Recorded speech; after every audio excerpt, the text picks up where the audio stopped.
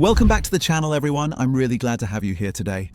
Before we dive into the topic, a quick reminder, we've officially opened our car enthusiast shop.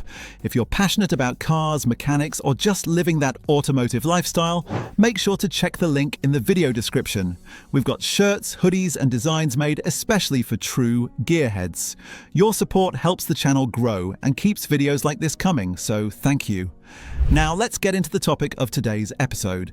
Today we're talking about something extremely important inside every internal combustion engine, the oil pump. The oil pump isn't flashy and most people won't think about it until something goes wrong. And when it does, it can destroy the entire engine. The oil pump is one of the most critical components in the lubrication system. Without proper oil pressure, no engine will run for long. Today I'll explain how an oil pump works, why it matters, the common faults, how to diagnose issues, and how to fix or replace it. We're going deep today. This is real mechanic knowledge. So what does an oil pump do?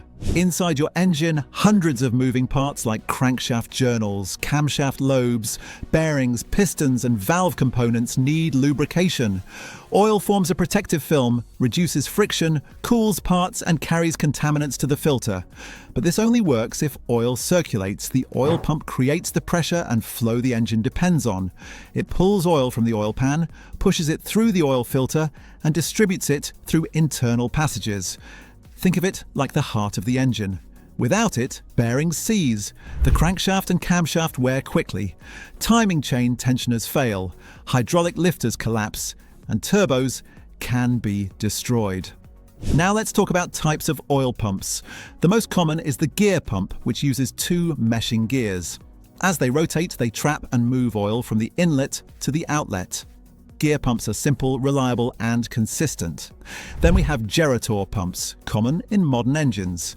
These use an inner and outer rotor to create chambers that expand and contract, pulling oil in and pushing it out. They're compact, efficient, and often mounted directly on the crankshaft. Less common are vane-type pumps, which use sliding vanes in a drum to pump oil. Some high-performance or older engines use these. Lastly, modern engines sometimes have variable displacement pumps, adjusting oil flow depending on engine demand. These are efficient but more complex. The oil pump fits into the lubrication system like this. Oil sits in the pan. A pickup tube with a mesh screen draws oil in. The pump pushes it through the filter and oil enters the main gallery. From there, it lubricates crankshaft bearings, connecting rods, camshaft, valve train, tensioners, and sometimes turbochargers. After circulating, oil drains back to the pan, repeating thousands of times per minute. Now, let's discuss common faults. Oil pump problems are serious. The most obvious symptom is low oil pressure. If the oil pressure light comes on, stop the engine immediately. Low pressure can be caused by low oil level, worn pumps, clogged pickup screens, stuck relief valves, or internal leaks in the engine. Gear and gerator pumps can wear, losing efficiency. Relief valves can stick open, bleeding pressure. Clogged pickup screens prevent oil from reaching the pump. Worn bearings can reduce pressure, sometimes appearing as a pump problem even when the pump is fine. Air leaks or cavitation in the pickup tube can also cause pressure loss. Diagnosing oil pump problems starts with checking the oil level. If the level is fine, use a mechanical oil pressure gauge. Dashboard sensors can fail, but a gauge gives a true reading. If the gauge shows low pressure, inspect the pickup screen, which may be clogged with sludge, gasket debris, or other contaminants. If the pump itself is worn, it may need replacement. Let me share a story from my own experience. I once had a customer bring in a high-mileage BMW that had occasional ticking from the top of the engine. The oil level was fine, but the oil pressure light flickered at idle. Using a mechanical gauge, we confirmed low oil pressure.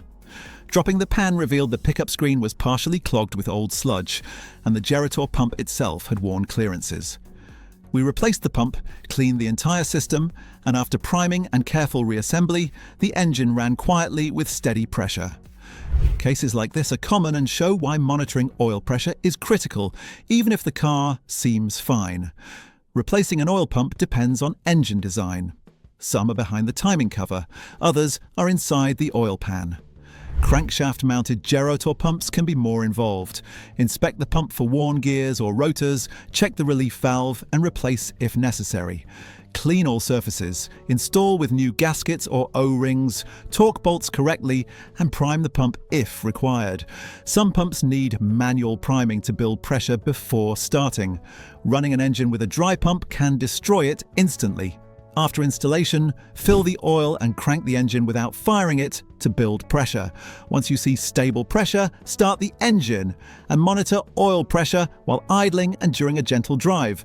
Always use the correct oil viscosity. Oil that's too thin lowers pressure, too thick creates startup stress. Clean oil and high-quality filters extend pump life. Avoid cheap filters that can collapse or restrict flow. Regular oil changes prevent sludge that can block pickup screens and damage the pump. Signs of pump issues include noisy lifters, rattling timing chains, knocking bearings, overheating, or warning lights. Lifters and VVT systems rely on oil pressure, so low pressure can trigger ticking noises or check engine lights. Turbochargers are also vulnerable. Low pressure can destroy bearings spinning at up to 150,000 RPM. When replacing a pump yourself, make sure you have the proper tools: socket set, torque wrench, gasket scraper, brake cleaner, oil filter wrench, new pump, gaskets, O-rings, and a mechanical pressure gauge. Follow torque specifications carefully. On engines requiring timing cover removal, misaligning the timing can destroy the engine. OEM pumps are safest. Aftermarket pumps vary in quality.